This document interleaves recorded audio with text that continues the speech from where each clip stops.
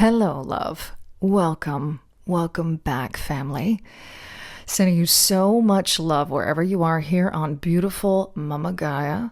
A very warm and loving welcome to each and every one of you connecting to the portal of this video, the portal of this message. Know that this video, if it has found you and you have found it, it is for a reason. That is always the intention that I put into these channeled messages and specifically codes. Moving forward, this is a series that focuses very specifically on the Empath Starseed journey here on Momma Gaia and bringing through codes in alignment and in resonance with the new paradigm consciousness that we are here to, I'm hearing the word imbue, not just seed.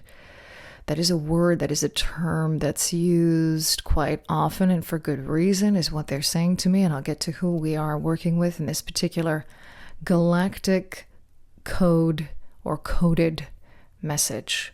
Okay.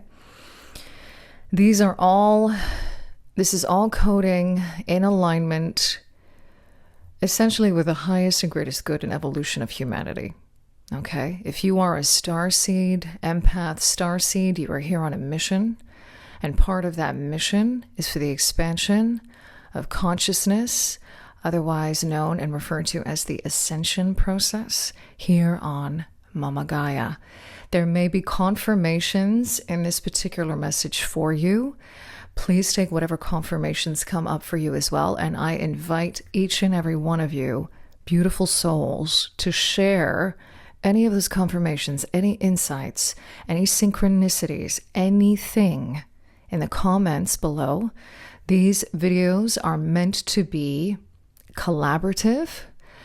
The energy around these particular messages moving forward in this series has been one very much centered around co-creation and collaboration and community. Co. Okay, put co in front of all of it because a lot of what these new paradigm codes or consciousnesses are, they're centered around unity, they are centered around collaboration, they are centered around coming together and alchemizing the energies of duality. And that's not to poo-poo on duality. It's to understand at a deeper level and much more instinctively is how they're showing it to me. Why duality? Why we experience duality here in the first place. Why it exists in the first place.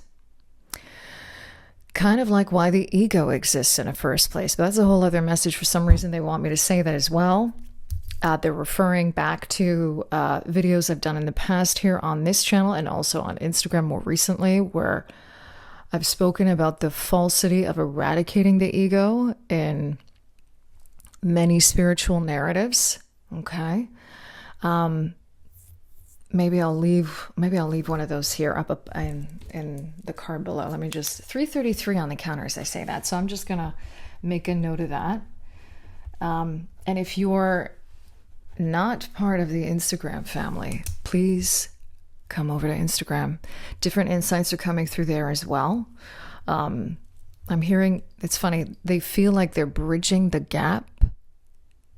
Maybe that's another message for some of you, specifically another phrase that might be coming up for you. Things around bridges, being a bridge, the rainbow bridge, the stargates, the bridges, the connectors, the conduits. Again, bridging, connecting. Okay.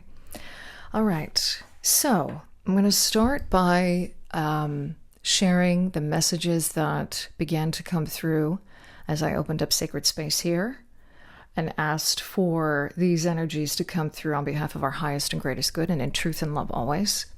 I heard the phrase whale song connected to these galactic codes, and immediately I was connected to the whale and orca elders. Okay. I also heard Sirian. At first it was Sirian, Andromedan, water codes. And then ELSHAA, who has come through a couple of times here on the channel, I will also link one of those videos up here, making a note of the time, because funny enough, she's come through even in the last video. Okay, so there might be something in those videos. There's two actually. I'll connect the one that was the first her coming through. And then I heard she's connected to Lemuria. So I heard Sirian, Lemurian, Andromedan water codes. I'm just reading off of my notes here. And then I heard them collectively all say the energy of creation and the energy of soul. This is the frequency that they want to bring through to start off this message. The energy of creation and the energy of soul, S-O-U-L. What does it mean when we say someone has soul? In quotation marks, soul. This is connected to sound and music. There's a play here on these words, soul music. There is soul music in every culture. And then they directed me to, I'm Greek background here in this earth incarnation. Both my parents are Greek in lineage. And they were giving me examples of rebetika and kleftika in Greek. Now, kleftika, they're also... they're connecting me now to my mother and my mother's side of the family and clarinet players. I don't know if you've ever heard any kind of Greek kleftika music played by the clarinet. It sounds very soulful. Now, what's interesting, though, is that immediately as they were connecting me to these forms of music, I heard Heart and Soul, and I heard that song. For those of us who, ever played piano, okay, and I know some of you do, Heart and Soul was a song that you first learned as a duet.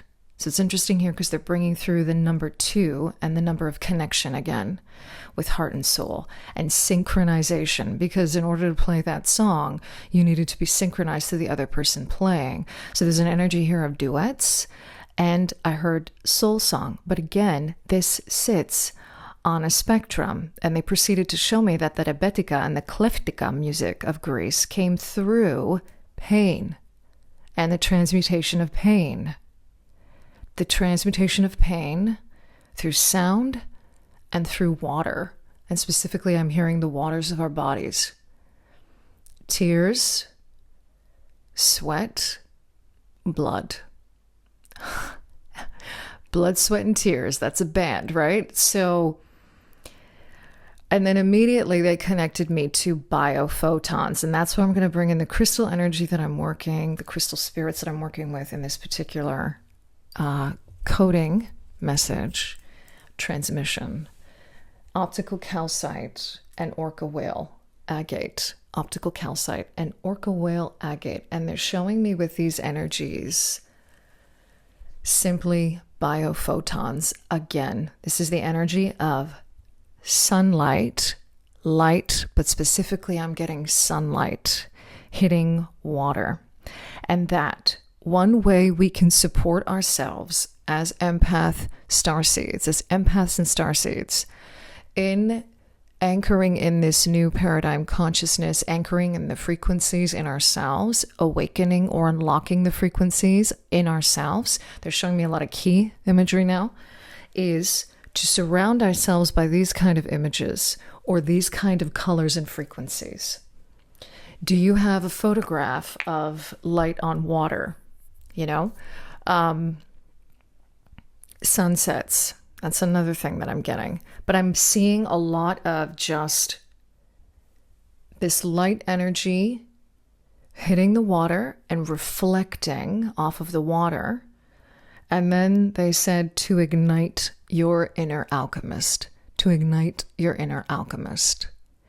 So there's something about, before I get into the cards, there's something here about the power of sound and music, and how soul music in every culture. And please share in the comments what background perhaps you are in this earthly incarnation. What is your background, and what soul music? What does that mean to you? And what examples of that do you have in your culture? And notice how across cultures, we use the power and the frequency, is what they're showing me, of sound to transmute pain into something much greater, much more expansive. This is a form of shadow work. This is a form of alchemy. When we take pain and we use that as fuel to create something. Remember at the beginning of this message, they said the energy of creation and the energy of soul. It's almost like these two things are synonymous, soul and creation. So you know very well deep within your soul how to alchemize this pain. You know fair well how to do that. There's a lot of Sirian energy coming through for that.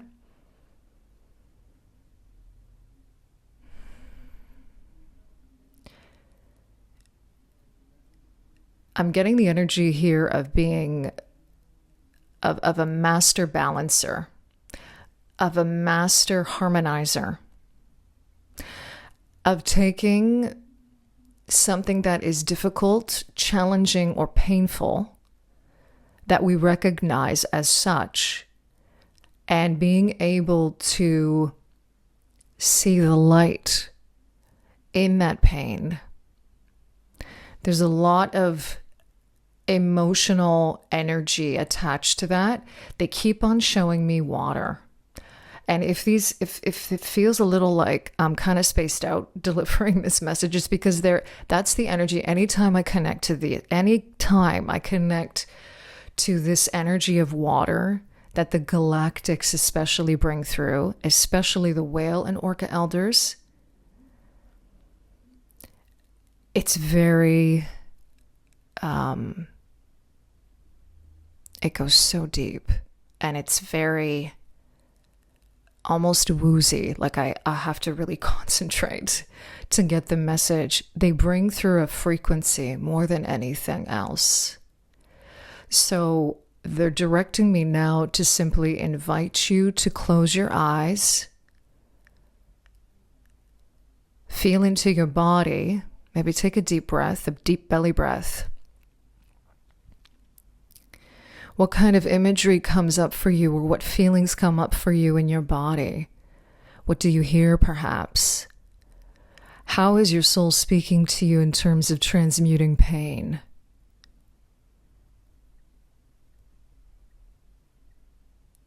Into some form of enlightenment.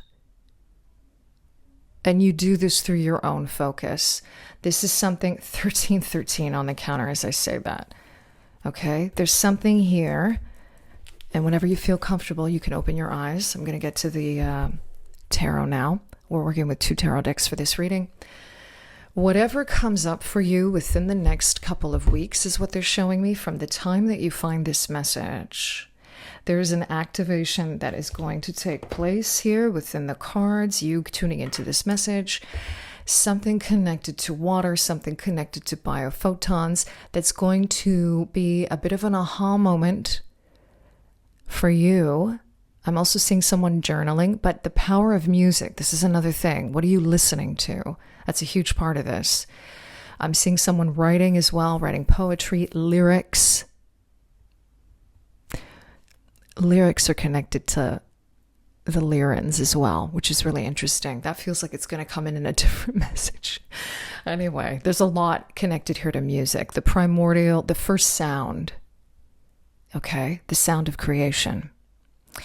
So keep track of this. If you have a journal where you keep track of your synchronicities, a journal where you track your magic, is what they're saying to me. Track the light codes.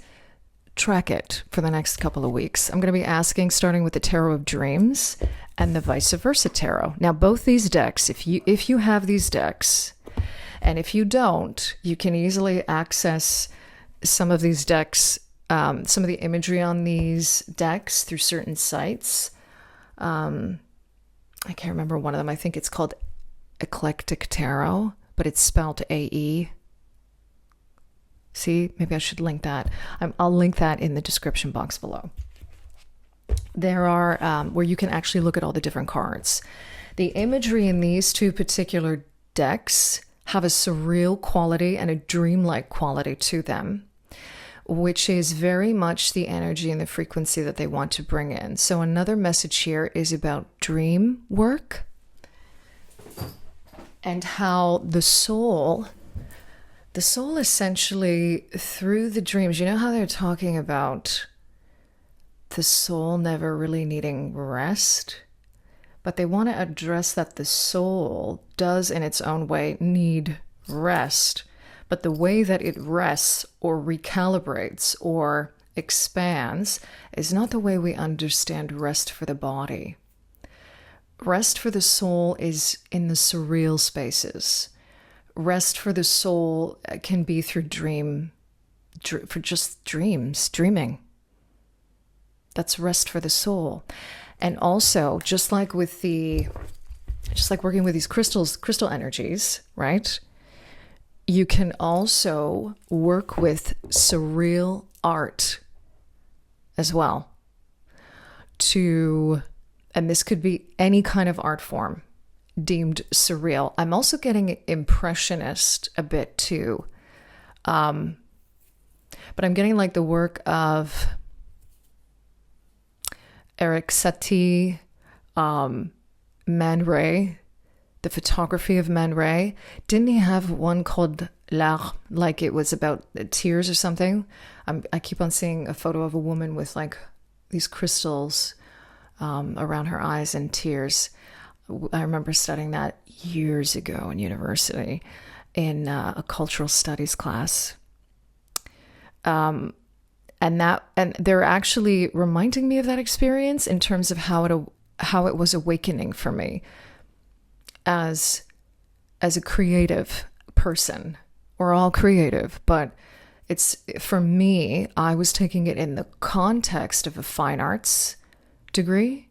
So for the year that I did that, because then I switched, but something about how, this is something that I believe in so much. So it's really beautiful that they're bringing it through. Art being a form, art being prayer. Art is, I'm hearing a spiritual metaphor for life. I'm hearing that art is a very surreal, a very personalized way for us to express a soul experience, having a human experience, a soul having a human experience. It's very cathartic, and that comes back to this transmutation of pain. Okay? All right, as I went to go lift the deck, the Hermit came out here. Now, with the Vice Versa Tarot, I always like to show the other side, okay? So this is the energy of kind of still feeling. Like here, we're looking forward. Here, we've mastered, I'm hearing, the art of solitude. This is also showing the importance of making sure that you are giving yourself the time for integration. Okay? You see how there is a nod in this card to the Moon card? Okay, so I'm also hearing with that lunar codes, divine feminine energy, the unconscious. There's an awakening of the unconscious. If you are open to it, of your own divine free will, making that intention also before you fall asleep at night to be shown in your dreams. Whatever it is they're saying you need to be shown. As this is a much more, it's a general message, what they're giving me with that is you need to take whatever is coming up for you when listening to this message.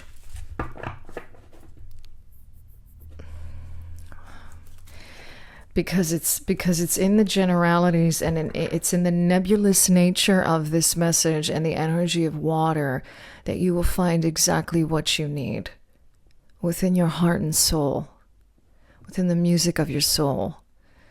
I'm hearing soul song now again. Okay. It's hard to stay concentrated with this energy. I'm just like, anyway. Let's get to the vice versa tarot and see what other messages want to come through here. I don't know if I just saw the Two of Swords, but they are indicating that's the moon, and that's the moon. Oh, yeah, that's the moon in Libra, and we will have a new moon in Libra in a couple weeks, right as we move into Scorpio season. So interesting. That Two of Cords is about making decisions. So something about making decisions could be significant for you here by that time period, okay? I'm hearing cutoff point. Giving yourself your own loose deadline is important. But they're also reiterating the importance of trusting and having faith in that, and not pushing too hard or hustling too hard for that. A lot of trust and a lot of faith wanting to come through for that. And we've got the Magician coming out on this side. This is another indication here of mastery. Look at what's on the other side of this. And seeing the constellation of Orion there. What's interesting is that in certain they're showing me the deck, I think it's the Starseed Oracle deck by Rebecca Campbell. In that particular deck, the Orion energy is connected to karmic relationships. And they want to almost redress or reword or redefine the energy of karma and karmic relationships. And I'm hearing Wheel of Time with that, and I'm seeing an hourglass. And I'm hearing tipping point.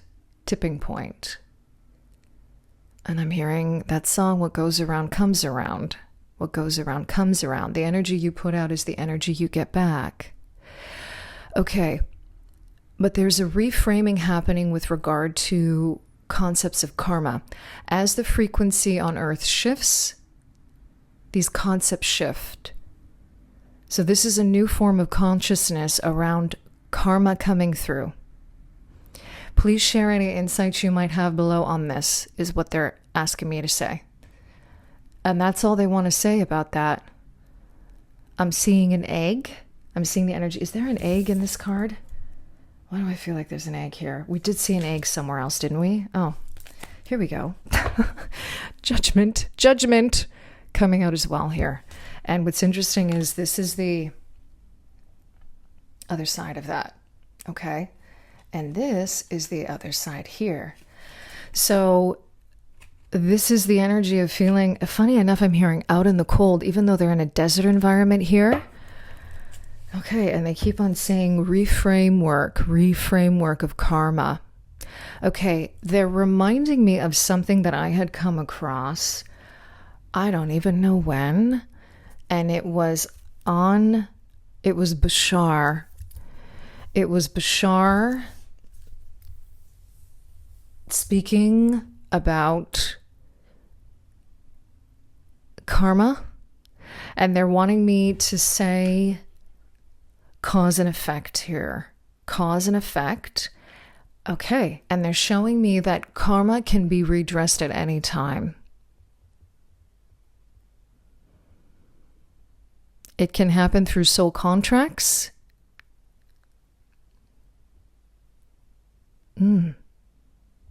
It can happen through choosing wisely.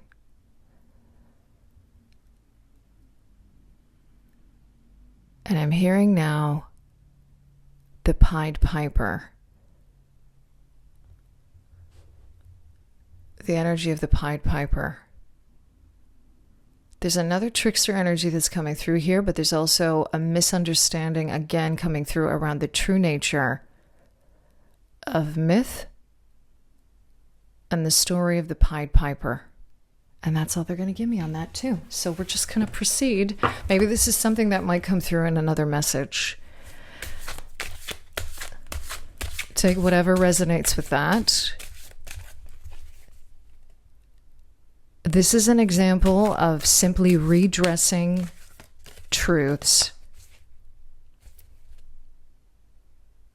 I'm hearing two sides of the same coin with that. Okay.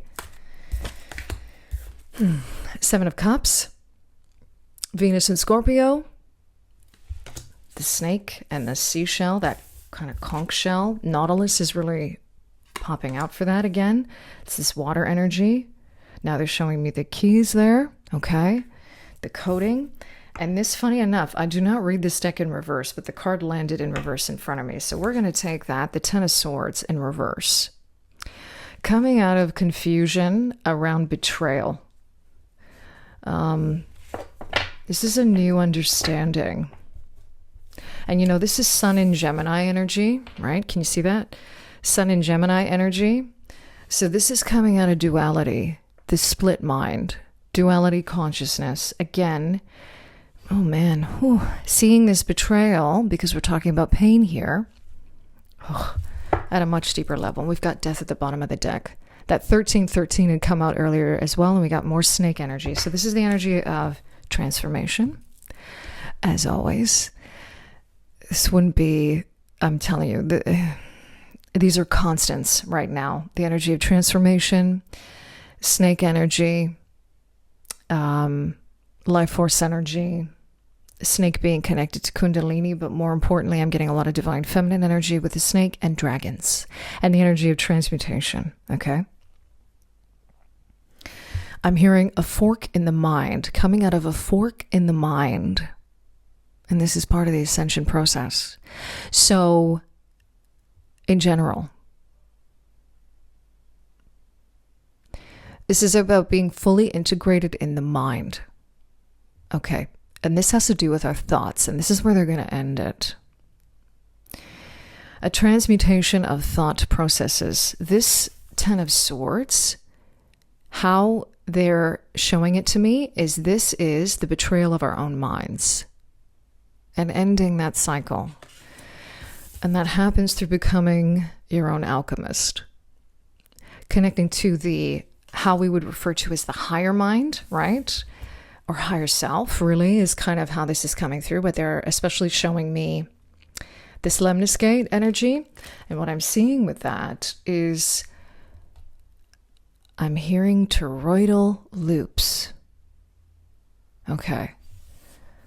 And this goes back to this wheel of time and cycles of time. Okay. So, okay. In certain spiritual philosophies, traditions, we see the lemniscate as a loop that can be almost looked at like a prison, where we are repeating the same cycles over and over again. But again, everything sits on a spectrum. So the lemniscate, they're showing me the image of Pisces, okay? And how within those loops, there's a meeting point, there's a bridge, and it's right in the middle, right? This is how they're showing it to me. So there's the bridge right in the middle. And this is about mastering the meeting point. They're showing me this lemniscate like a timeline. So coming back to this concept of karma, at any moment in time, your consciousness around the meeting point is how you, in a way, and I'm going to say this word in quotation marks because again, everything sits on a spectrum. It's how you negate the karma. But that's all on how you understand karma. So take again whatever resonates here. So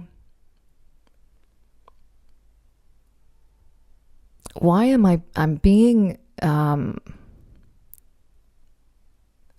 I'm getting the word action what does karma actually, and I've probably looked this up, but don't remember. I can't remember right now just because of what's going on right now. So what's the etymology of karma? Let's take a quick look at that, because I feel like there's something in here.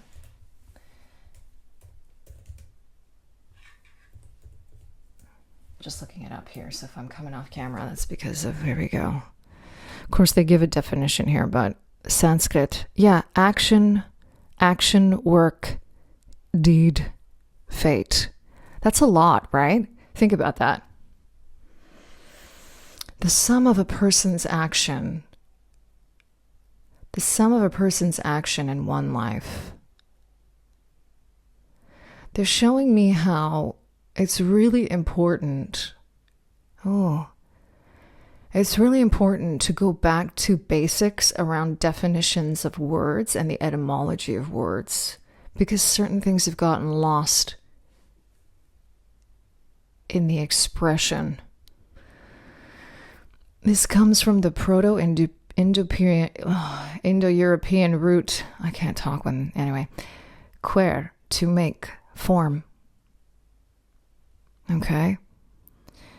Interesting. It's related to the second element in Sanskrit. Okay, so they want me to focus here on action.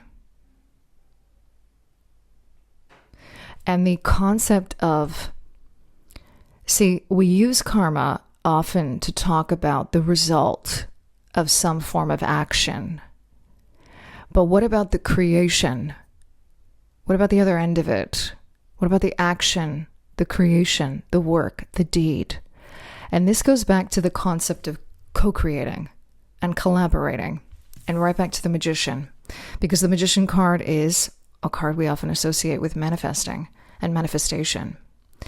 There's a whole other conversation here around how, in the limitation of our own thinking, we believe that we are not meant to experience certain things in this lifetime because of our so-called karma. That's a form of limited thinking. And there's tons of indoctrination around that, and religious programming that comes up around that as well. That is where I'm going to end this message. I may have to watch this video back myself and see if there's anything else that they want to expand upon with this. They're leaving me with focusing on this lily. And I'm hearing with that the purity of the heart. The purity of the heart. And remember that you are not broken.